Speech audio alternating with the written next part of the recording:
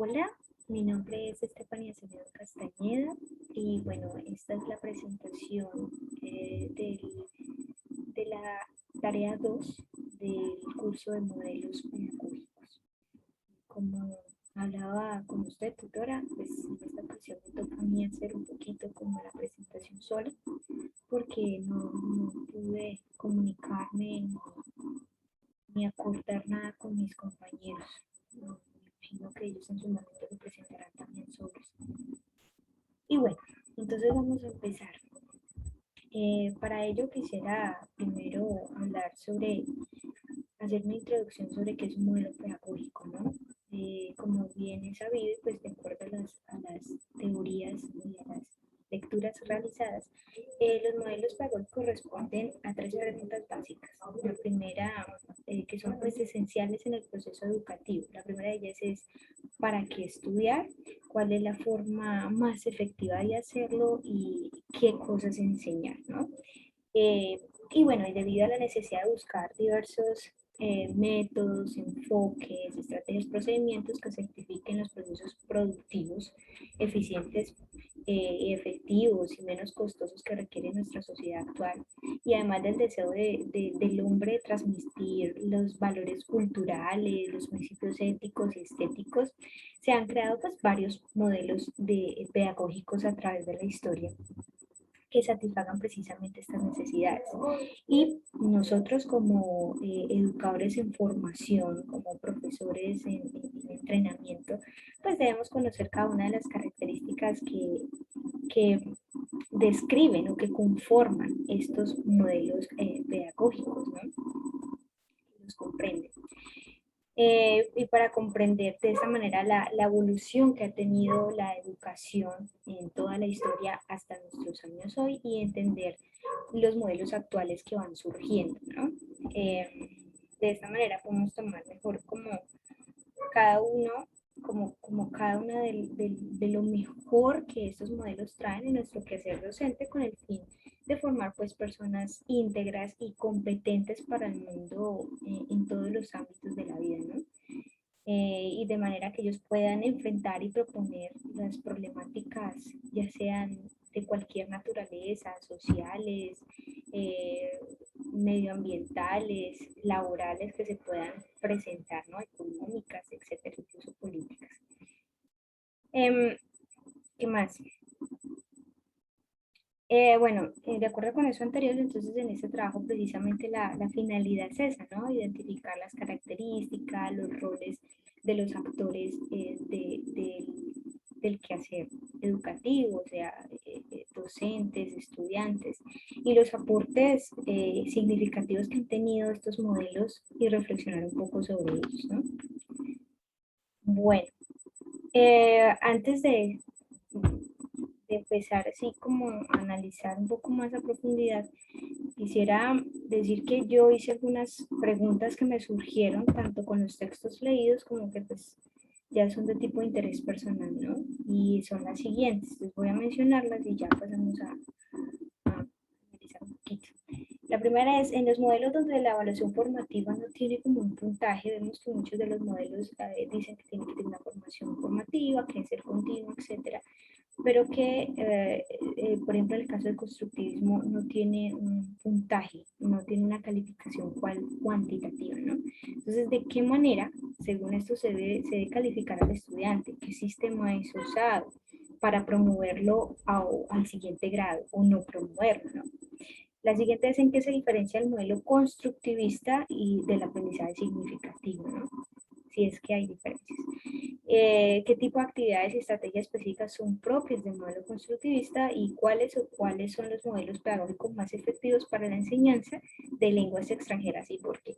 ¿Por qué lenguas extranjeras? Pues yo estoy en el programa de licenciatura en inglés como lengua extranjera y pues obviamente me interesa qué modelo es el más efectivo en mi campo, ¿no? Si hay uno, dos o qué se debe hacer. Bueno, entonces, analizando ya pues este cuadro que ustedes ven allí, podemos ver que como que las teorías más llamativas, o perdón, los modelos más relevantes, o este es por ejemplo el conductista, que la meta de este modelo pues es moldear la conducta técnico-productiva del individuo, ¿no? O sea, si mal no recuerdo, este modelo se generó en el proceso de la revolución industrial y bueno, queríamos como, o quería el ser humano, cuando hablo de queríamos el ser humano, separarse como la idea tradicionalista, ¿no? Que simplemente era transmitir conocimientos y ya, sino un poquito más a la formación de competente en el ámbito laboral, ¿no? Entonces, en este modelo pedagógico conductista, pues ya se ve mucho un poco las teorías psicológicas, ¿no? Lo que el conocimiento que se tiene y la concepción del desarrollo es acumulativo, es decir, eh, sigue teniendo esa idea de transmisión de conocimientos como la tradicional, el profesor imparte los conocimientos y simplemente el estudiante debe acumularlos y tiene como una posición completamente pasiva en este modelo. Aquí se ven pues en los contenidos curriculares como modificar la conducta del estudiante, ¿no? Y lograr una respuesta frente a un estímulo.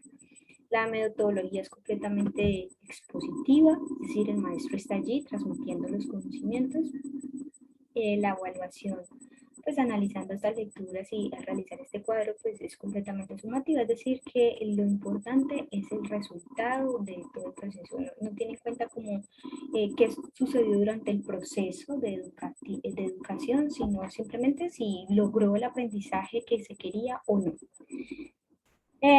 Y esta relación maestro-alumno es como que el maestro es el intermediario y el estudiante es como un ejecutor técnico. Bueno, también está los modelos cognitivos. La meta o el objetivo de este tipo de modelos es como el desarrollo intelectual, el desarrollo cognitivo, las estructuras del pensamiento, ¿no? La concepción del desarrollo pues es progresivo y ¿cómo se dice? Como secuencial, poco a poco. Los contenidos curriculares pues son las habilidades y experiencias de los conceptos de los alumnos que ellos tienen, ¿sí? Qué conceptos, qué estructuras tienen y de allí pues las habilidades que pueden desarrollar. La metodología pues sí es variada en este caso, es centrada principalmente en el aprendizaje y la evaluación. Aquí ya se toma en cuenta como la formativa, es decir, el proceso, y la formativa sumativa, que es tanto el proceso como el resultado, ¿sí? Tiene que tener o se evalúa un buen proceso del aprendizaje y también los resultados finales. Y la relación maestro-alumno, pues es el facilitador, el maestro debe facilitar los aprendizajes, los conocimientos, y el protagonista del aprendizaje, pues es el alumno. Así rápidamente. Luego está otras que pues podemos ver, por ejemplo, la sociocognitiva, que es bastante interesante, tiene como cosas obviamente sociales, culturales, creo yo, también cognitivas. Entonces, la meta es como el desarrollo integral y pleno del individuo en función como de la sociedad precisamente, ¿no? Y la concepción del desarrollo es progresivo, similar al cognitivo, ¿no? Secuencial. Los contenidos curriculares son como en síntesis cultural, ¿sí? Se tienen en cuenta como ya el ser humano, las habilidades del individuo, los contenidos, la metodología y los valores y las actitudes. Y también obviamente las experiencias y conceptos que ya tiene previamente el alumno. La metodología es variada, metodologías participativas y obviamente se trabaja mucho el tema del trabajo colaborativo, el trabajo en equipo, la interacción con el otro. La evaluación, ya aquí tenemos en cuenta no solamente la cuantitativa, sino también la cualitativa. Ya ve, creo yo, que el ser humano como un todo, ¿no? Y el énfasis es formativo, simplemente se dedica como al proceso. Y, bueno, la relación es dialógica contextualizada, por decirlo de alguna manera. Otra que vemos aquí en este cuadro también por ejemplo, las tendencias, bueno, el aprendizaje significativo y constructivismo, ¿no? Que son muy similares, considero yo. Por ejemplo, el constructivismo considera que el aprendizaje del ser humano, pues como su nombre lo indica, es una construcción, ¿no? Y parte, obviamente, de las ideas previas que tiene el estudiante, de los conocimientos previos. Obviamente está como todo centrado en el estudiante, el protagonismo lo tiene el estudiante y no el maestro. Aquí se da, como lo dice más abajo, la evaluación debe ser diagnóstica, formativa y sumativa. O sea, se tiene en cuenta como los primeros aprendizajes o los aprendizajes previos que tiene el estudiante, el proceso de formación y también los resultados después de ese proceso, ¿no? Eh, bueno, dentro de esas primeras aportaciones que tiene como este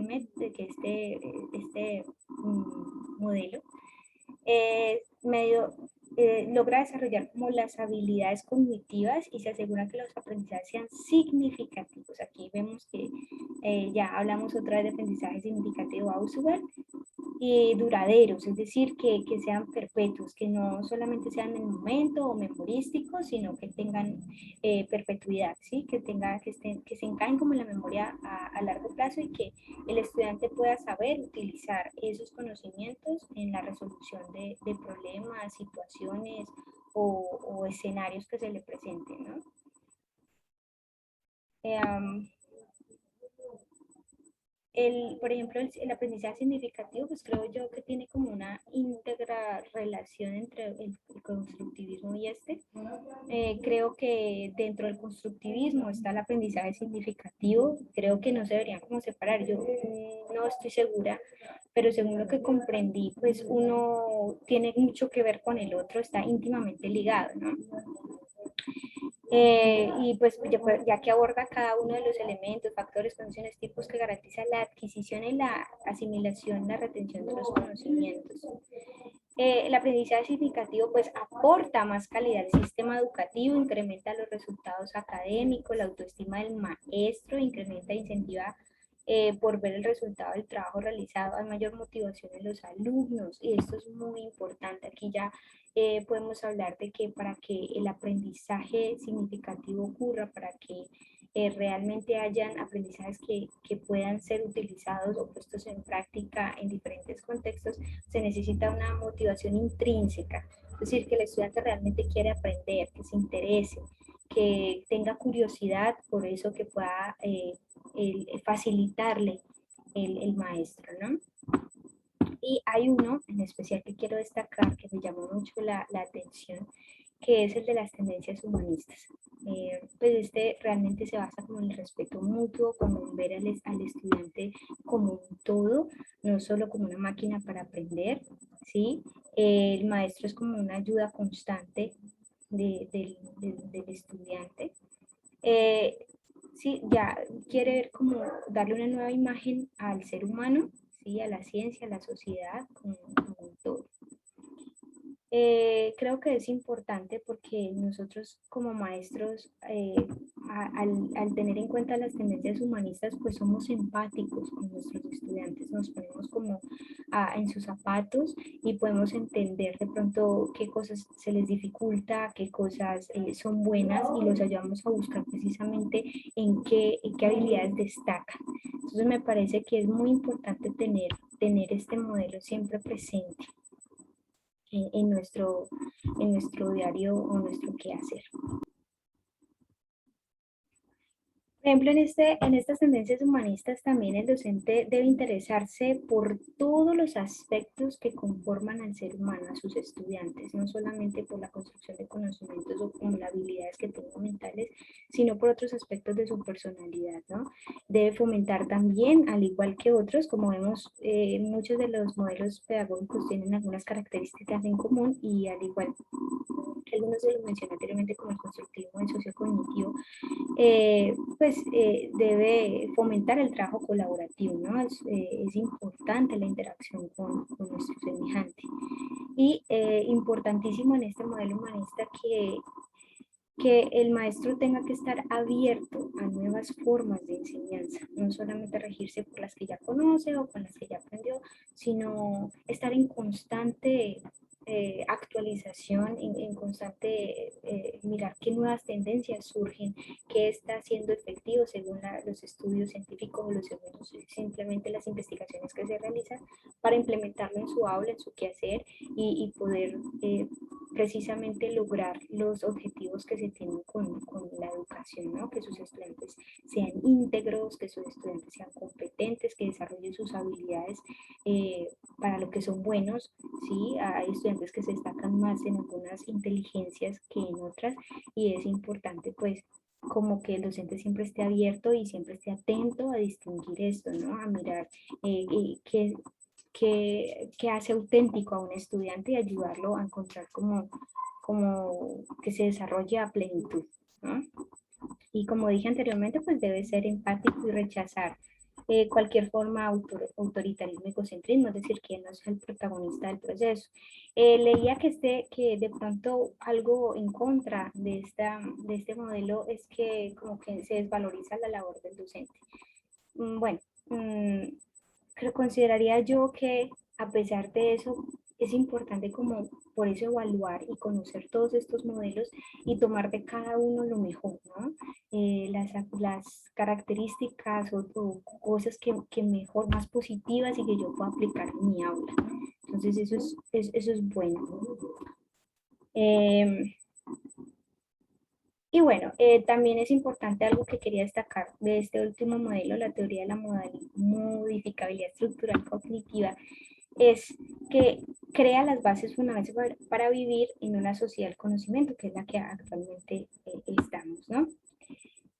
Entonces, y también, bueno, la preparación para la vida por medio de la solución de problemas para desarrollar competencias integradoras. Mire que este punto también lo tienen otros modelos. Entonces, considero que son realmente importantes. Visto esto y dicho esto, vemos que hay una abundancia de teorías de la enseñanza y como docentes creo que debemos como seleccionar aquella con las características, aquello o aquellas, ¿no? Con las características que tengan una amplitud comprensiva, de relevancia, de significatividad, que facilite como las bases necesarias para entender la acción docente, didáctica. Desde esa concepción la enseñanza es un proceso de interrelación y clarificación continua entre docentes y estudiantes, ¿no? Y debe hacerse como en un clima social, siempre teniendo como protagonista dentro de un contexto comunitario. También considero que estos modelos o estudiar estos modelos y reflexionar acerca de ellos es importante porque, bueno, como sabemos, un modelo pedagógico es un esquema teórico que relaciona los elementos que integran los planes de estudio y esto es indispensable para los sistemas educativos, ya que pues guían como las acciones que nosotros como docentes tenemos que tomar o hacer para beneficiar a la comunidad académica, ¿no? Con los modelos pedagógicos logramos trazar como una ruta ordenada, planificada, para responder a las demandas educativas de la actualidad. Los modelos educativos también ayudan al mejoramiento del acto educativo en sí mismo, evita como que lleguemos al aula a improvisar, entonces facilita como que el docente logre los objetivos ya sean en cualquier ámbito, cognitivos, afectivos, generales, particulares, específicos, cualquier ámbito pues de la personalidad de los estudiantes. Y con él pues tenemos como los objetivos claros y y con esto pues como lo decía anteriormente podemos tener como la mejor opción que podamos tomar como docentes es tomar los elementos más destacados de estos modelos eh, y que pues diversos estudios han mostrado ser efectivos en diferentes campos y aplicarlos en nuestras lecciones, ¿no? No quedarnos solamente con un modelo, sino como tomar lo más relevante y lo que más nos pueda aportar. Yo hacía una pregunta y era que de pronto en el caso del constructivismo, que decía que el formativo pues, no debería tener una calificación, ¿de qué manera hacían para promover a un estudiante o no?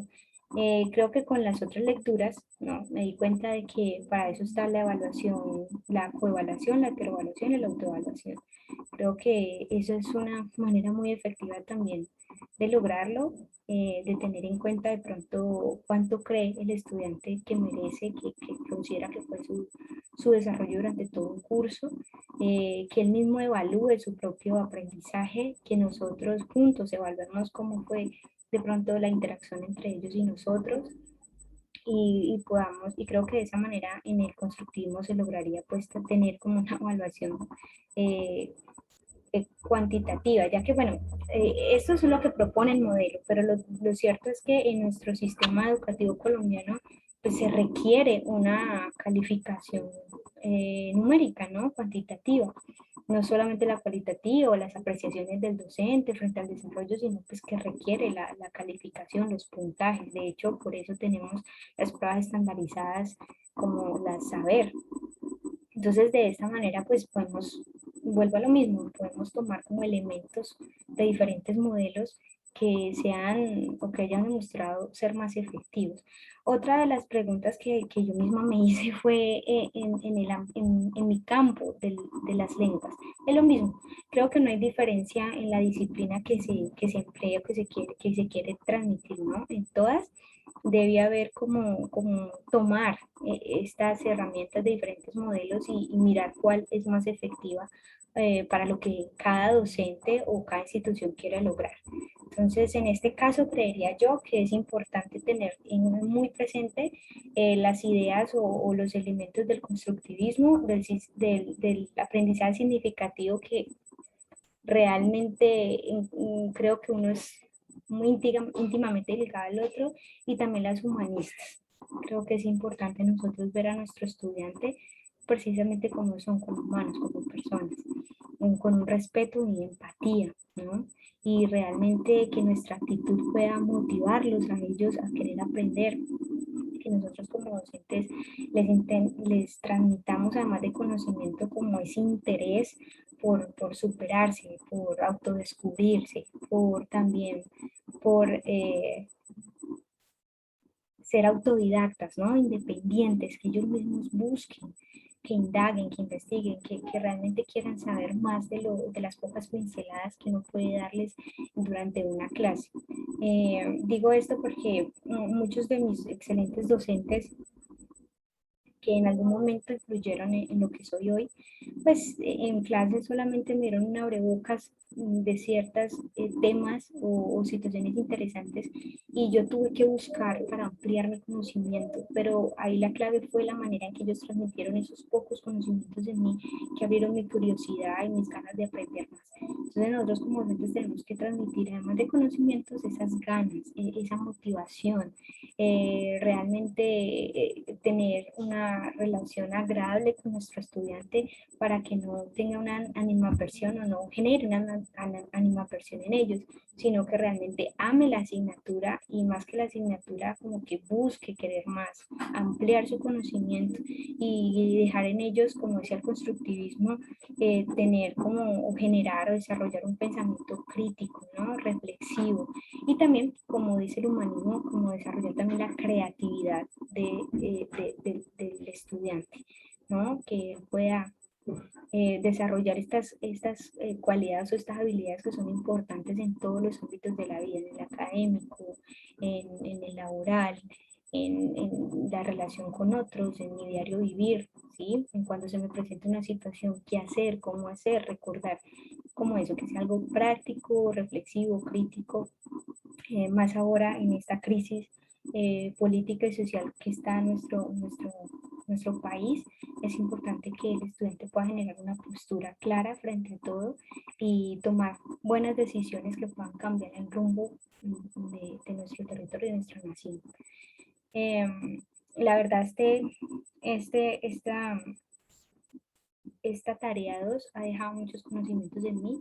De pronto no recuerdo absolutamente todos los datos de cada una de las teorías, y más que hablarle a una cámara de todas maneras es un poco intimidante cuando uno está solo. Se suponía que era un conversatorio y que yo podía aprender a mis compañeros y recordar cosas mediante lo que ellos iban diciendo, pero sí siento que he aprendido muchísimo, así sea haciéndolo sola. De pronto no expuse todo lo que quería en este momento decir, pero hay unas cositas que para mí han dejado. Realmente tenía muchas ganas de hacer este curso precisamente porque yo quería saber eso.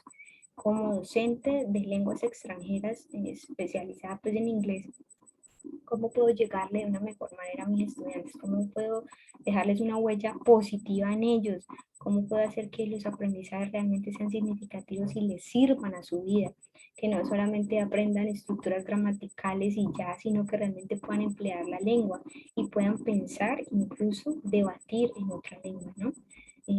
Generar pues precisamente esto, conversación, que ellos mismos puedan pensar de diferentes maneras. Se ha demostrado que cuando uno aprende una nueva lengua, generalmente se interesa por la cultura de quienes hablan esta lengua extranjera. Y cuando uno analiza o estudia o conoce a personas con esta cultura, pues como que la visión del mundo cambia, se amplía. Tienes una visión distinta, te interesas por qué cosas funcionan en otros países y que de pronto podrían funcionar aquí, ¿no? Obviamente teniendo en cuenta nuestro contexto y nuestra realidad. Entonces, la visión sí cambia. Tenemos esto de la globalización y de la sociedad del conocimiento y nos vamos informando. Y cuando tienes o hablas una lengua extranjera, pues puedes adquirir mucho más conocimiento que solamente hablando uno. Entonces, de esta manera, pues es agradable saber que estos modelos o que estas características, o como por ejemplo, qué rol debo tomar yo como docente para lograr los objetivos que me propongo con mis estudiantes, de no solamente que sepan leer algún tema en inglés, sino que realmente puedan pensar, proponer, evaluar, generar soluciones, enfrentarse a situaciones. No se sabe en el día de mañana dónde o en qué lugar del mundo estén y es bueno que ellos puedan saberse defender, saber entender, que no sigan viendo como el colombiano que no sabe, que es un indio, que indio en mala expresión para referirse a indígena, o que tenga como la pinta simplemente el Juan Valdés que venden, sino que realmente él sepa desempeñarse correctamente en cualquier campo, ¿sí? Y tenga una visión del mundo amplia y no cerrada solamente a su terrible realidad, sino que hay solución, que sea positivo, que pueda crecer y de manera y desarrollarse de forma íntegra. Y bueno, yo creo que es suficiente. Gracias por escuchar y bueno, eso es todo. Chao, chao.